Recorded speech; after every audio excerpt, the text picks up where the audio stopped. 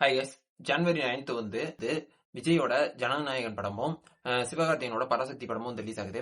எப்படியும் ரெண்டுத்துல ஏதாவது ஒரு படத்துக்கு தான் ஒரே நேரத்தில் போக முடியும். அப்படியே ரெண்டு படத்துக்கு போனாலும் ஏதாவது ஒரு படத்துக்கு தான் போக முடியும்.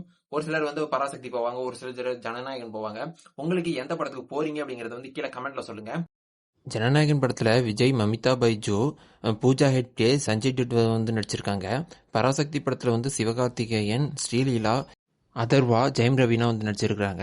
ஸோ இந்த இதில் எந்த படத்துக்கு வந்து போவீங்க அப்படின்னு சொல்லுங்கள். நிறைய பேர் வந்து 1965 நடந்த ஹிந்தியை வந்து கட்டாய மொழியாக ஆக்கணும் அப்படின்னு சொல்லி நடத்தின போராட்டத்தை பேஸ் பண்ணி தான் சிவகார்த்திகேயனுடைய இந்த பராசக்தி படம் வந்து வருது.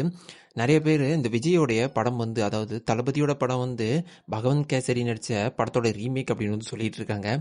தளபதியோட கடைசி படத்தை வந்து ஒரு ரீமேக் ஃபில்மாக வச்சது எனக்கு சுத்தமாக பிடிக்கல. உங்களுடைய கருத்து என்னன்னு கீழே வந்து கமெண்ட்டில் சொல்லிட்டு போங்க. இந்த வீடியோவை அப்படியே ஷேர் பண்ணி விட்ருங்க.